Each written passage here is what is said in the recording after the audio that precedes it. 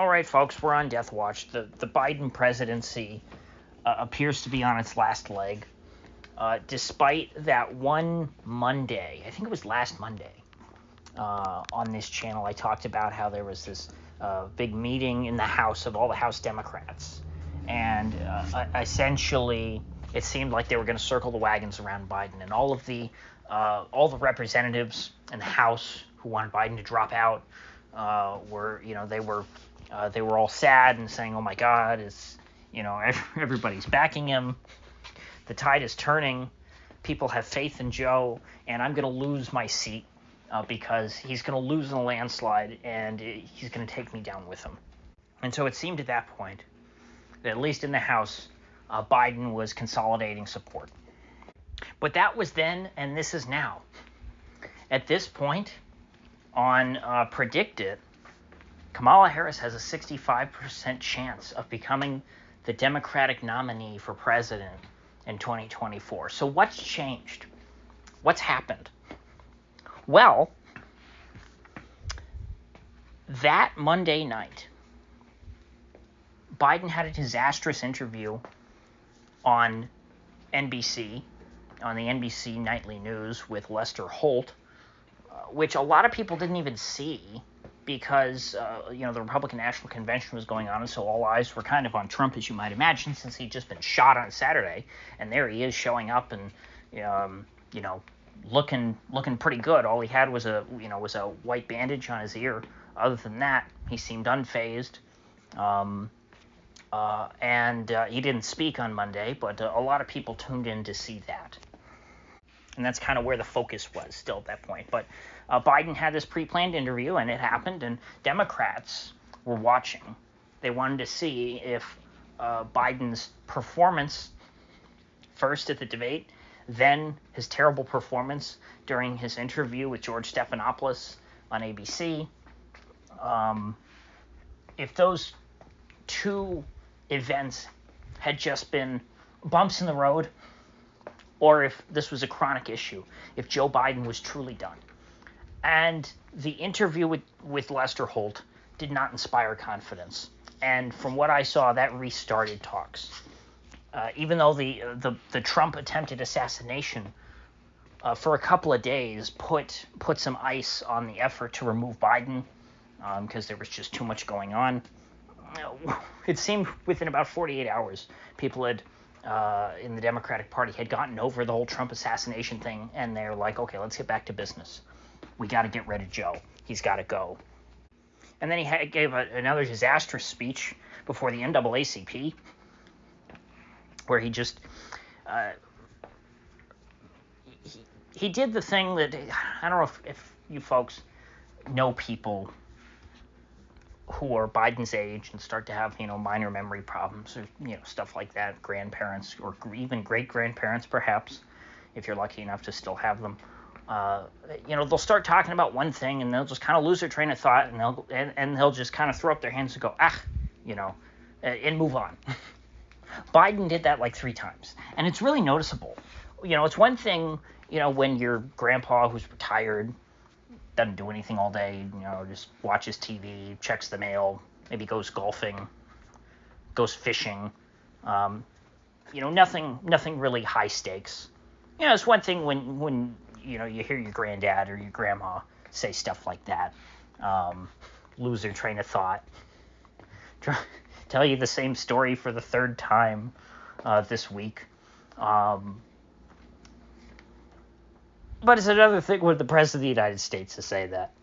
It's another thing when the most powerful man, supposedly, on planet Earth has lost his marbles. And if anything, rather than doing better than he did in that debate, rather than that just being a bump in the road, a bad night, it seems as though Joe Biden is getting worse. I think that's the impression that his fellow Democrats are getting. Because no matter how many chances he's had since the debate, he's been in public a lot. They keep putting him on TV, a lot of public appearances. The opposite strategy, mind you, from 2020. In 2020, he was always hiding out in the basement. He came out as few times as possible. But now the Democrats are pushing him to the forefront. They're putting him through the ringer. They're stress testing him. And guess what? He's breaking. He's breaking under stress. Because this is a lot of pressure to put on an 81-year-old man, especially one who already seems to be experiencing cognitive declines. Because once you start down this road and you put him under a lot of stress, that's going to aggravate his condition. They're making him worse, in other words. And that's what we're witnessing. And so we're hearing more and more disastrous leaks coming out about higher and higher profile Democrats who are pushing him to get out. First, we heard about, we heard rumors last week about the team of super friends, the DNC super friends, not DC super friends, DNC super friends, who are being assembled to try and talk Biden into dropping out of the race. Well, we've seen that team assemble this week through a variety of leaks. First, we heard about Hakeem Jeffries, the current leader of the Democrats in the House, who took over after Nancy Pelosi retired from her leadership position, although she's not leaving her House seat. Hakeem Jeffries apparently told Joe Biden that he doesn't have the confidence of the House caucus, and that the Democrat caucus fears that Joe Biden will lose them the election, and that he's going to drag the rest of them down. Chuck Schumer, who I believe is 74 years old, so not much younger than Biden, told Joe the same thing. He said that Senate Democrats are worried that he's going to drag them down and cost them their seats. And then finally, Joe's old friend, Nancy Pelosi, who I think is the same age, if not a little older. She might be like 84 or something. But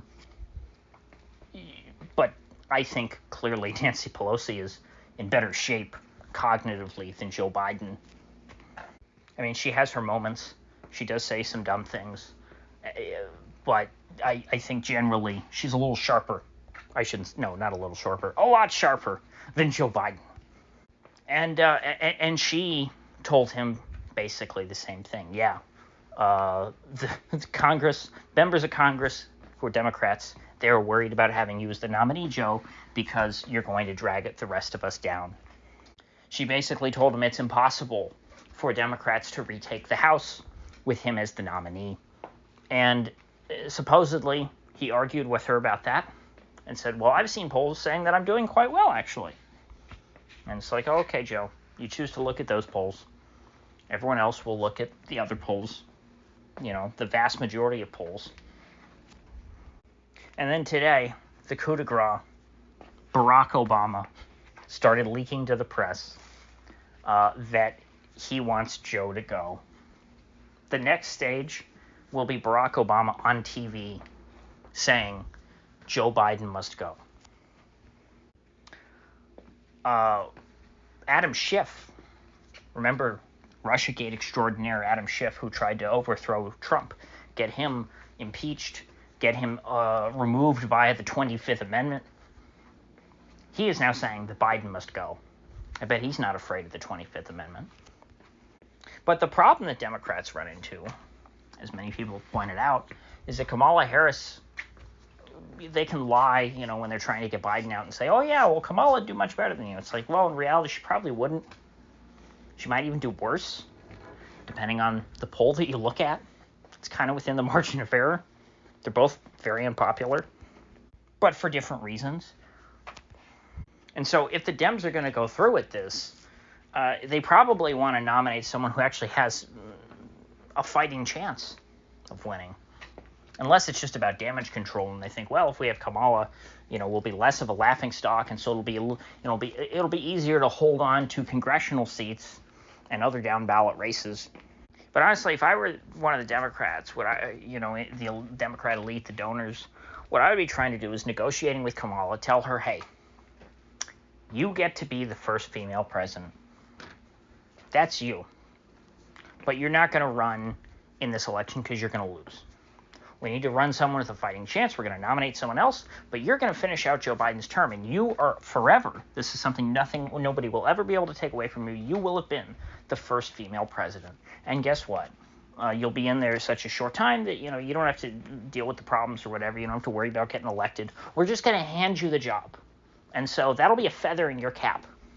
And that'll be something you'll be able to monetize for the rest of your life. You'll always be the first female president. You'll always be a former U.S. president. And guess what, Kamala? You got a long life ahead of you. You got a lot of life left in you.